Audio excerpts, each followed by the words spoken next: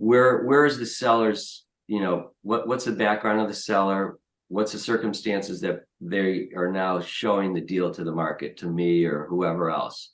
So we really want to drill down into that. And there's, they could have a high leverage loan that's coming due, which we're seeing a lot of that, right? I'm sure you've heard in the marketplace before. So that's, one question. Maybe they have a partner that, an equity partner with decision rights that says, hey, I want to get out of this. I want to salvage what I can out of this deal. So really just asking some key questions.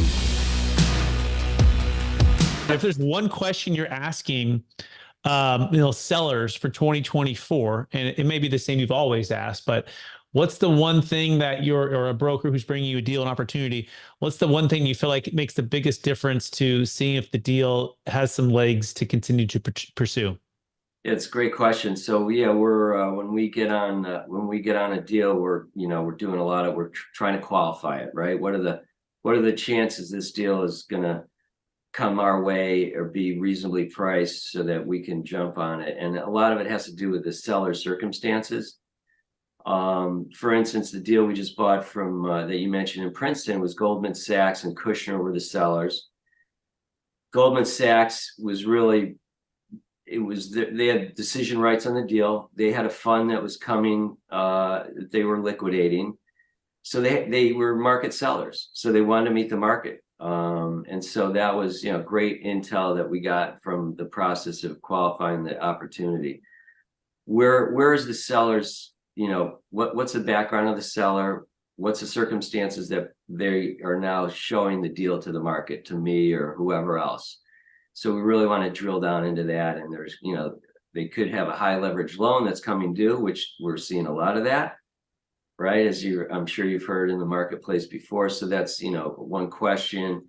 Maybe they have a partner that, an equity partner with decision rights that says, hey, I want to get out of this. I want to salvage what I can out of this deal. So really just asking some key questions and understanding that the motivation is very important.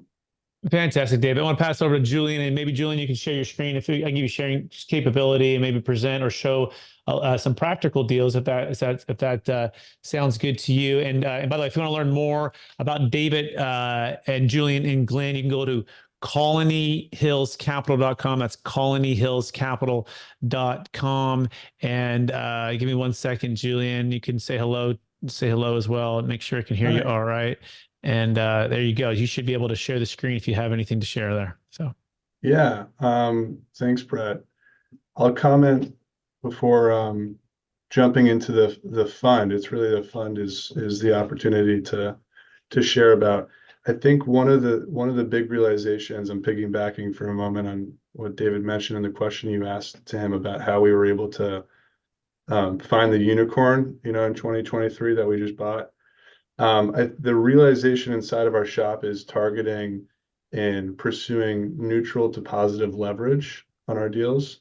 So what that means is, for your listeners, basically means just making sure we're buying at cap rates that either match or exceed our borrowing interest rate. So we could borrow at 5.5 or 5.75. We want to make sure, all the other variables considered, that ultimately the offer that we're making on this deal is the cap rate equivalent to or higher than the interest rate we're able to borrow at, because that's a really good gauge of the health of the asset, the cash flow, the value we're buying. And then to boot, a lot of these deals still have dormant value, right? So we're buying now at healthy cap rates, but there's also rich implied cap rates, meaning rich dormant value that we're actualizing in these deals. And that's what I think is extremely exciting about 2024 and launching this fund, right? This third co-GP fund, which I'm going to talk about in a second, is that the sellers, and you guys touched on it before, the sellers' mentality is finally slowly started to shift, and they're, giving in either by necessity because they need to sell, or because they just realized, hey, I need to sell at, cap rates that either match or exceed the interest rates right now. So these are cap rates that we're seeing. Right, Glenn mentioned a deal in Tennessee that we're about to be awarded. We're buying that at a 7.5 cap. I mean, the last time I saw a 7.5 cap on a deal, a light value add deal in a strong market, was 8-10 years ago, maybe. And Glenn had mentioned the stats, right, that I was going to bring up for a moment because we were huddling about this conversation last night. And I actually looked it up. I was on statista.com, which is a great site for data. And it was showing that the last time, right now, the average cap rate in multifamily is about a little over 5%. The last time the average cap rate for multifamily was at 5% was 2012. It was 10 years, over 10 years ago.